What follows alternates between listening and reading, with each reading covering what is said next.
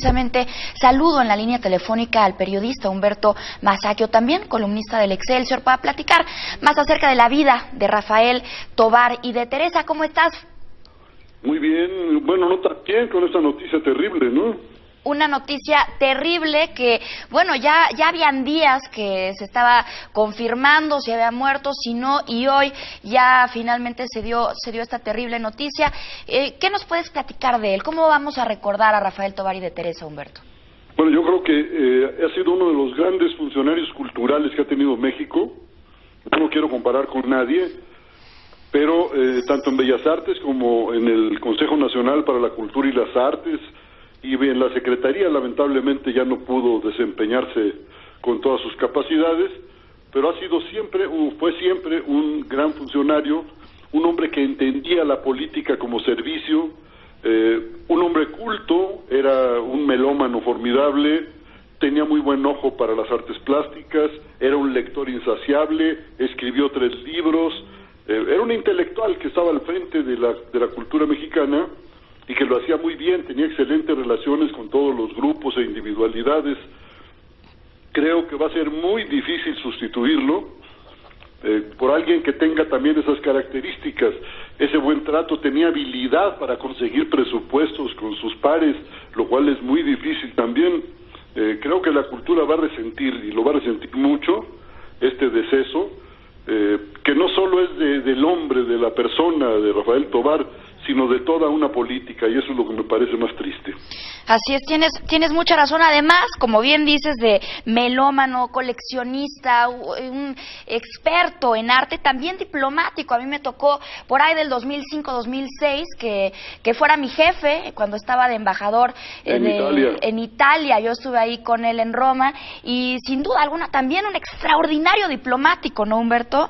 Muy hábil, es de esa gente que sabía caer bien, sin perder nunca la figura, porque siempre creo que era muy cuidadoso, él era un personaje y lo sabía, pero tenía una gran facilidad para comunicarse, y yo creo que tú lo pudiste comprobar en su función de embajador, porque hizo grandes amigos en Italia, hasta donde yo sé. Hizo grandes amigos, allá estuvo del 2001 al 2007, en donde yo tuve la oportunidad de conocerlo y de trabajar con él. La verdad es que fue un gran orgullo, y también como secretario de Cultura de México, a pesar de que le tocó esta terrible enfermedad, pues se desempeñó increíblemente. Oye, hubo un traspié en su gestión pública, no por culpa de él, por supuesto. Cuando fue nombrado, puesto al frente de los festejos del Bicentenario de la Independencia, en el sexenio de Felipe Calderón, y ahí de repente se encontró eso, nunca me lo dijo él, porque era un funcionario muy discreto, muy institucional, pero lo supimos muchos por diferentes fuentes. Nunca fluyeron los recursos, no tenía ni siquiera la infraestructura indispensable para las oficinas que requería el funcionamiento pues del órgano director del Bicentenario, y renunció con mucha dignidad, me parece, sin hacer escándalo, sin hacer ruido. Eso también habla muy bien de él, ¿no? Habla muy bien de él, tienes muchísima razón. Y bueno, un gran historiador también, Humberto. Yo no sé si tengas alguna anécdota que nos puedas compartir que hayas vivido con Rafael Tovar y de Teresa. Mira, a mí no me sorprendía, porque era un político muy hábil, pero cuando se reunía en corto con algunos amigos intelectuales, solía preguntarles cómo veían al país,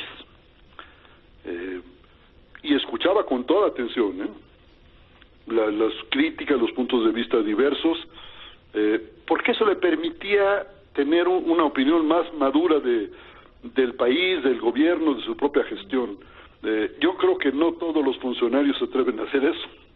Tienes mucha razón. Yo la verdad es que lo recuerdo que llegaba puntual siempre a la embajada, no faltaba a ninguno de los eventos y era muy respetado en el mundo de la diplomacia allá en Roma. La verdad es que para mí sí fue un gran orgullo trabajar con él, y la gente veía a la Embajada de México en Roma con muy buenos ojos gracias a nuestro embajador. También fue el segundo presidente del Consejo Nacional para la Cultura y las Artes, CONACULTA, que como bien dices, pues sabía muchísimo de arte, así es que bueno, un personaje que sin duda alguna pues va a hacer mucha falta en nuestro México. Ya lo creo.